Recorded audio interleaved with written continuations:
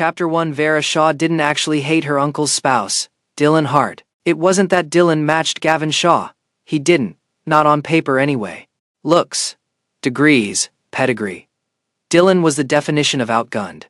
But he was a genuinely nice guy, and the most important thing was this: Gavin ran the Shaw family. If Gavin wanted Dylan, then Dylan was wanted.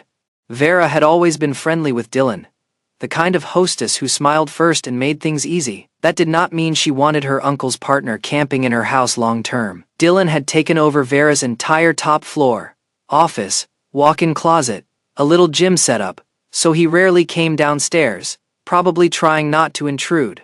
After the whole New Year's week finally died down, Gavin flew to the UK for work. Dylan was still getting over a stubborn cold, and Gavin refused to drag him onto a transatlantic flight or leave him alone. The Shaw family compound was full of people Gavin didn't trust to watch a goldfish, let alone his spouse, so he settled for the one person he could tolerate trusting, his niece, Vera. If you asked Vera, Dylan was built like a well-loved teddy bear. Sleep, soup, Netflix. He'd be fine. Gavin, unfortunately, was in full husband mode. He called on video once a day, despite the time difference, acting so shamelessly sweet and clingy that Vera wanted to crawl out of her own skin. Before Dylan, Vera had never seen Gavin like this. Growing up, Gavin had been all sharp edges and ice, beautiful in a way that made people step back, not lean in. He didn't smile. He didn't soften. He didn't do cute. Vera tried to sound casual when she asked Dylan, "So, when's my uncle back?" Calling Dylan Mr. Hart felt too distant. Calling him uncle made him sound 45. But Gavin's the youngest brother of Vera's mom, and family titles in the Shaws were basically law. Dylan was finishing dessert, because of course Gavin also hired a private caregiver to hover over him like he was a priceless antique, and answered honestly.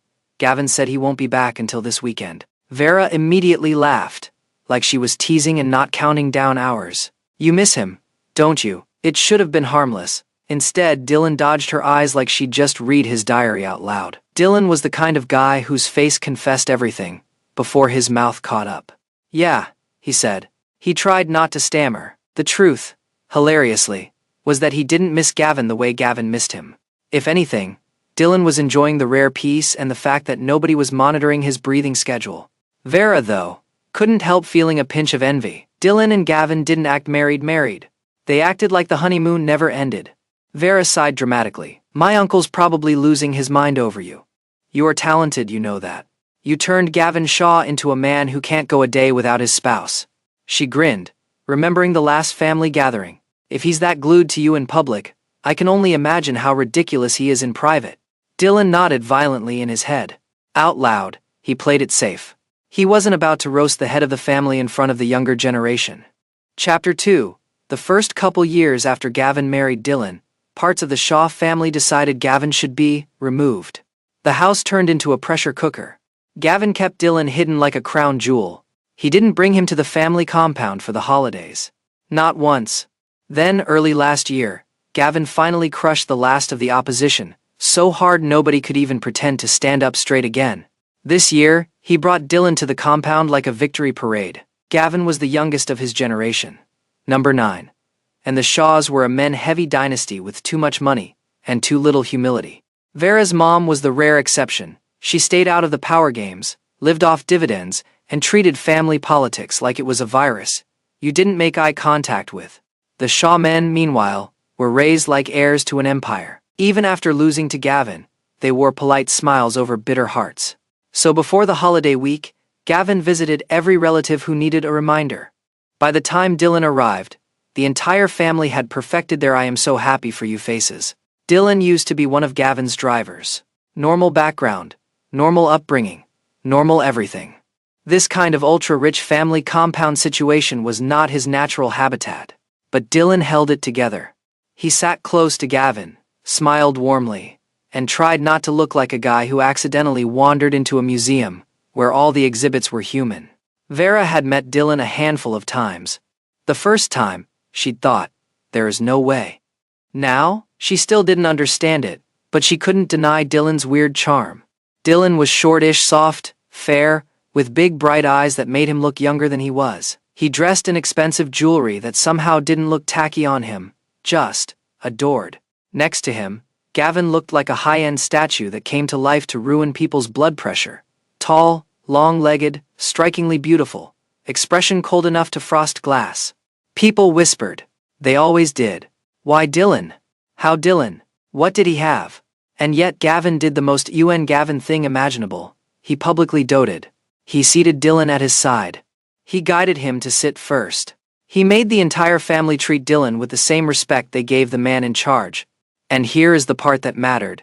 Gavin didn't have to perform. If Gavin wanted to be cruel, nobody could stop him. If Gavin wanted to treat Dylan like a prized possession, nobody could question it either. Vera watched with her eyes practically glued open. The holiday dinner itself was peaceful, meaning everyone behaved while the cameras in their heads were on. Dylan, for the first time in his life, ate with a crowd this big, this wealthy, this carefully smiling. He got excited. Under the table, he reached for Gavin's hand like he couldn't help himself.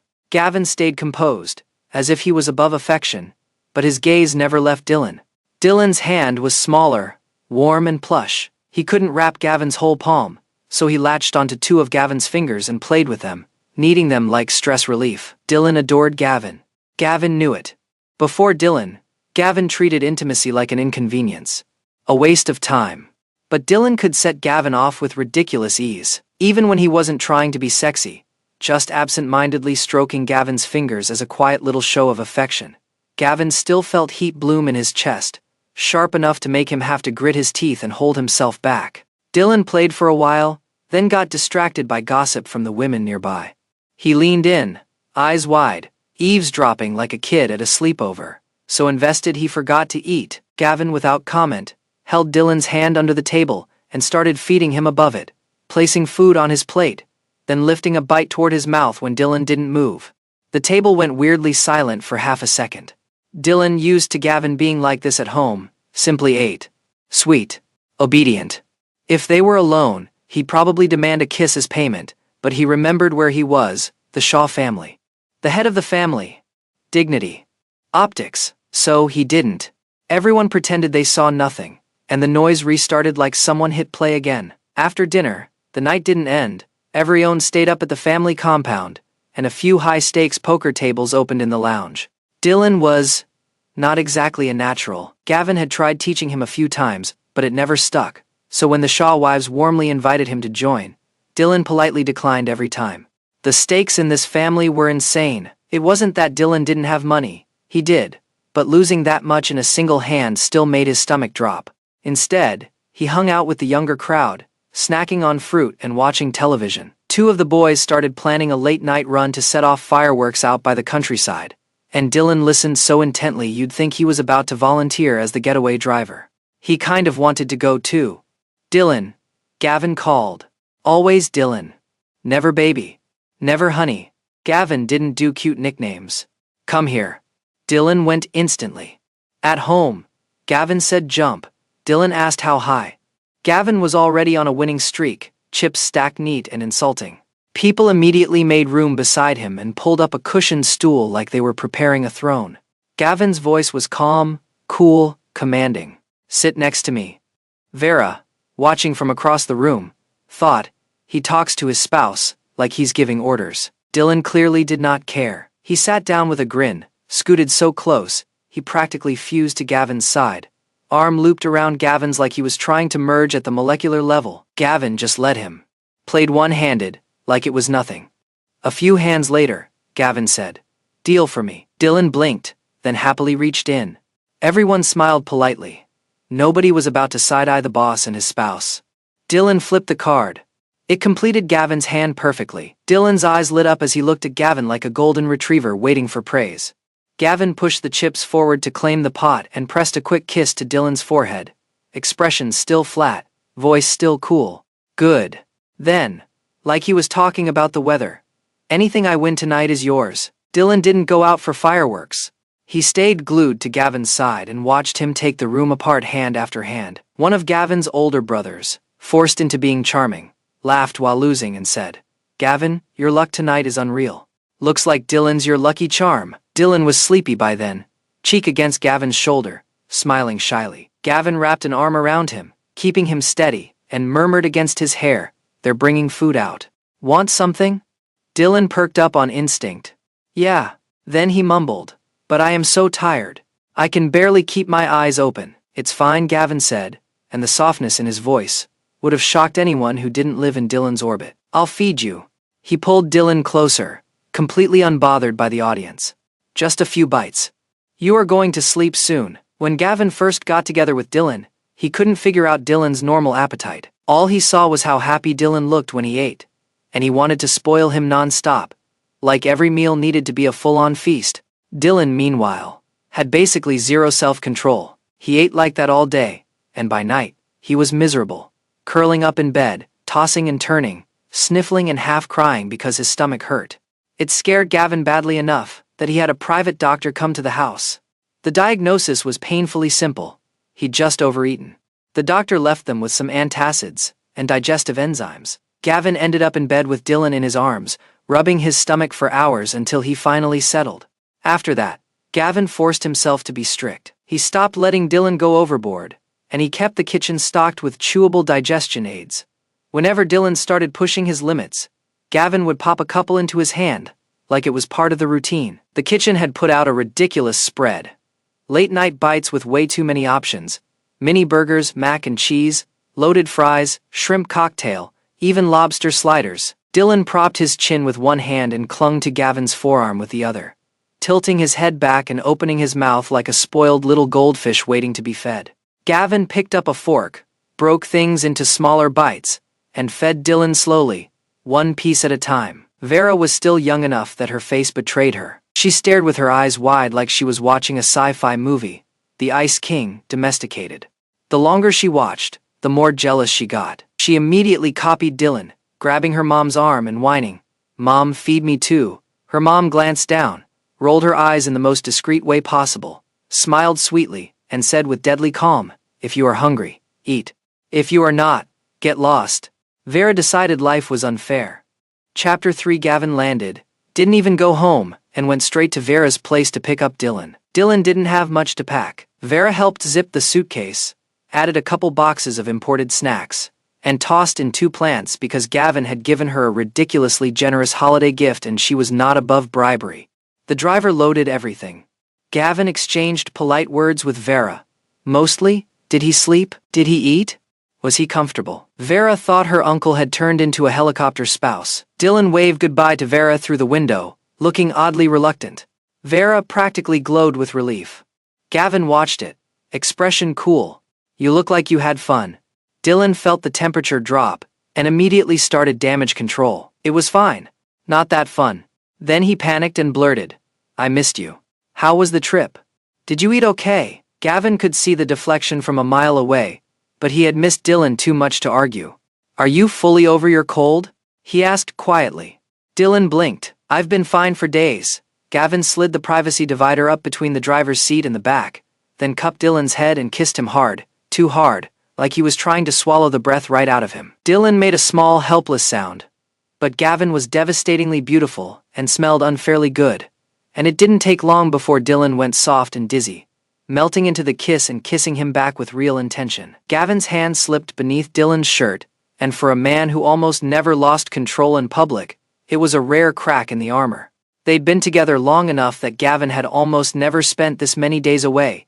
Even on business trips, he usually took Dylan with him. The distance had left him restless and raw.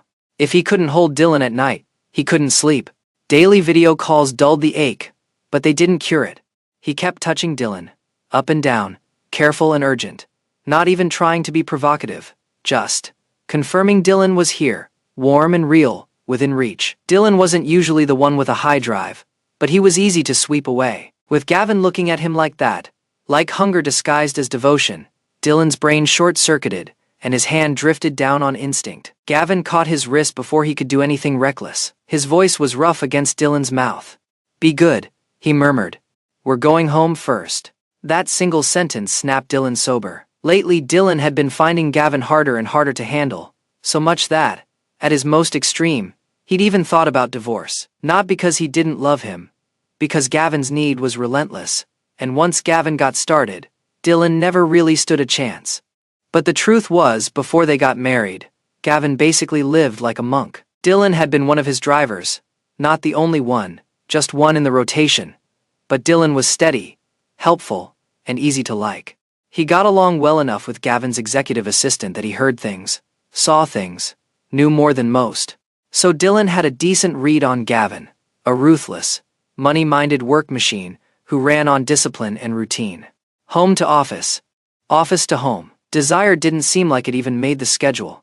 Dylan had even thought, privately, yeah, this is the kind of man who actually gets things done. When they were dating, they didn't live together, and Gavin was constantly busy, so everything stayed normal, controlled, manageable. Gavin even kept up his polished, responsible act, careful, considerate, like he was determined to do everything properly. Aside from that first time, when things got a little out of control, Gavin's needs stayed within what Dylan could handle. Then, less than a year in, Gavin proposed like he couldn't wait another day. At the time, Dylan was genuinely moved. Later, looking back, he couldn't help wondering if Gavin had simply been running out of patience, and marriage was the fastest way to stop having to hold back. Because after the wedding, Gavin stopped pretending. At home, especially in private, Gavin's restraint disappeared. Nights were frequent. If Gavin came home late, he simply made up for it in the morning. In the beginning, Dylan was so in love he couldn't even form the word no. But 2 years of that pace wore him down. Dylan was just a regular guy. There were limits. Eventually, he started spending serious money on recovery and seeing specialists, trying to keep up with a husband who didn't seem to have an off switch. Gavin, meanwhile, hit 30 and somehow got worse, not better. No sign of slowing down, only more intensity, more need, more possessiveness. Dylan could cry, argue, beg for mercy. It didn't help. Sometimes it got so bad Dylan would literally bolt. No joke. Escaping the master bedroom and sprinting to the guest room like a fugitive. Diving under the blankets and hiding there, wrapped up tight. Gavin would follow. Of course he would. He'd peel Dylan out of the covers like it was effortless. Like Dylan didn't weigh anything at all. Finally, Dylan would manage, breathless and furious. Gavin. If you don't stop, I am not talking to you. Gavin would just laugh. Light, easy, almost amused. He laughed around Dylan in a way he never did around anyone else. Like all that icy authority melted into something dangerously tender. Is that a threat? Gavin asked, voice soft enough to be unfair, the smile reaching the corners of his eyes. I am not scared. And then he would stop giving Dylan room to run. Gavin took Dylan everywhere, like he was something precious, his constant shadow. So when Gavin went on this business trip and for the first time ever, didn't bring Dylan with him, Dylan was practically euphoric. Finally, he could rest. Finally, nobody was hovering, checking, controlling every little thing. Dylan went absolutely feral at Vera's place, in the most harmless way possible, sleeping in, snacking, watching whatever he wanted, doing exactly what he wanted, when he wanted. Which meant, no, he hadn't actually missed Gavin that much. Now, though, he was back in the car with Gavin, tucked in Gavin's arms. Once the first rush of heat faded, Dylan felt a low, lingering soreness that made him go still. He buried most of his face against Gavin's chest and put on his best obedient act, not daring to move the wrong way or spark anything again. And of course Gavin loved him like this, soft, sweet, pliant. Dylan's cheeks were full, his face round without sharp angles, mochi cute in a way that made Gavin's heart warm despite himself. Dylan's plush head resting against him felt like a hand over Gavin's chest, steadying something restless inside. Missed you, Gavin said, holding him tighter with both arms, like the longing had built up until he couldn't contain it. Then he said it again, like a confession he couldn't stop making. Every day. I missed you every day. Dylan, helplessly, softened. He relaxed against Gavin without meaning to. They'd been married for a long time, but Gavin still loved, like he was in the honeymoon stage, still intense, still obsessed, still unable to let go. And Dylan, weak to that devotion, doomed by a pretty face and a low voice, let himself get pulled under again. What happened after they got home? Dylan didn't walk away unscathed. The end. Bonus. Vera got a message from Gavin. In Vera's mind, Gavin's chat app had always been a cold, silent holiday gift machine, plain avatar, plain background, and almost no signs of human behavior, except the rare photo of Dylan. Then, tonight, Gavin texted her like an interrogation. Vera. Did you tell Dylan to lose weight? Lose weight?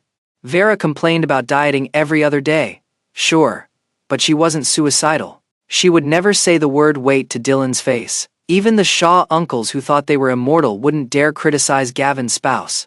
She immediately sent a voice message swearing innocence. 2 days ago, her mom had literally shipped Dylan a mountain of Swiss sweets. Gavin didn't reply. Vera couldn't tell if he believed her. But for him to ask this late, something had happened. And apparently even Gavin Shaw could get thrown off his game. Dylan lay on his side in bed. His hips were round, his thighs plush, which only made his waist look slimmer by comparison. All gentle curves and warm lines. His shoulders and neck were proportioned just right, and his midsection was actually firm when he was standing.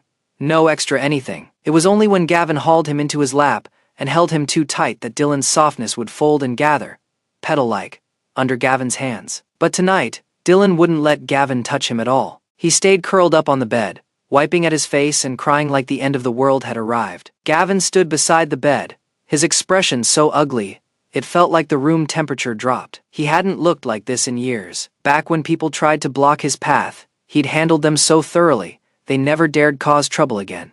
But Dylan didn't have the capacity to care about Gavin's mood right now. All he could see was the number on the scale, up 0.5 kilo.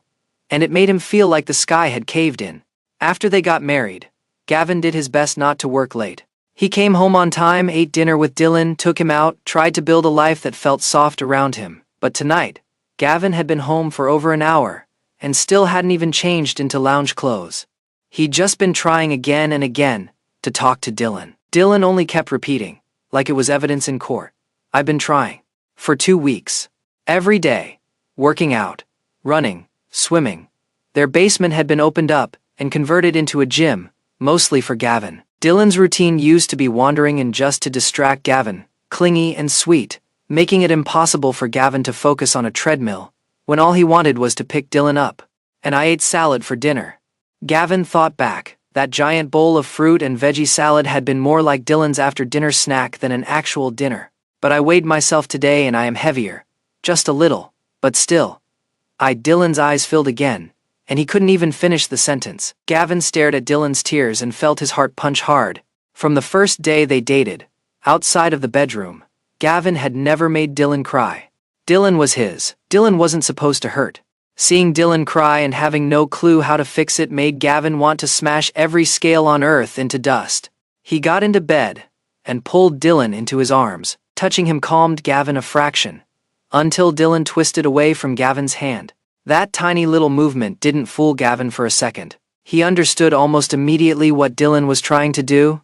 Dylan was afraid Gavin would touch his stomach and feel the soft, pale flesh there. If Gavin were 20 again, he thought blankly, that one instinctive flinch would have been enough to make his eyes sting. Instead, he forced the sharp ache down hard, burying it deep, and tightened his arms around Dylan with real strength, pinning him in place. He'd always held back before, afraid of hurting him. But if Gavin stopped holding back, 3 Dylans stacked together still wouldn't stand a chance. What are you doing? Gavin snapped, voice cold and hard. Dylan went quiet instantly, startled into silence. Gavin didn't soften. He lowered his lashes to hide what he really felt. Who told you to diet? Did I allow it? Dylan stayed tucked in the crook of Gavin's arm, mouth trembling, eyes and nose red like ripe autumn fruit. But I am fat. Fat? Dylan's devastated face made Gavin bristle, like someone had stepped on a cat's tail. I hired a nutritionist to plan your meals. Eat however you want. Your nutrition is balanced. You've had supplements. Every hospital checkup comes back normal. Gavin stared straight into Dylan's big, round eyes and demanded through clenched frustration, exactly where are you fat? Tell me. Dylan knew, deep down, that Gavin had never thought he was fat. Every time Dylan ate, Gavin looked, satisfied, like it made him feel something close to relief. He didn't say it out loud, but he was always finding new ways to make sure Dylan ate well. So many, in fact, that the house practically ran on a whole team of chefs and nutritionists just for him. Because my clothes, Dylan managed between hiccups. Gavin's cold act was already cracking. He rubbed Dylan's back, helped him breathe, and fed him warm water from the nightstand. Dylan held Gavin's hand on the cup and admitted hoarsely, I can't fit into it. Gavin frowned. Their clothes were custom. New ones arrived every season. Nothing should not fit. Dylan, did you go buy clothes yourself? Gavin's mind started sprinting through Dylan's spending habits on autopilot. Normally Gavin prepaid everything. Dylan barely ever had a reason to pull out his own card. Dylan nodded, voice rough and small. Yeah, I used my own money. It wasn't like Dylan didn't have anything of his own. He'd had savings from before the marriage, plus what his parents gave him as a wedding gift. To Gavin, it had always been an amount so minor, it barely registered. Less than the kind of money he'd spend without thinking on a single ring. Do you really like it? The second Dylan went quiet and compliant, Gavin's hardness evaporated. His voice softened without permission. Take a photo and send it to me. I'll fix it for you. Okay? Even Vera probably couldn't imagine Gavin Shaw saying okay like that to anyone. But Dylan was used to it. He shook his head, lowered his gaze, and said slowly, No, I already bought it. It's here. Then Dylan unfastened the buttons of his pajama top, revealing what he'd been hiding underneath. Black lace, delicate and daring.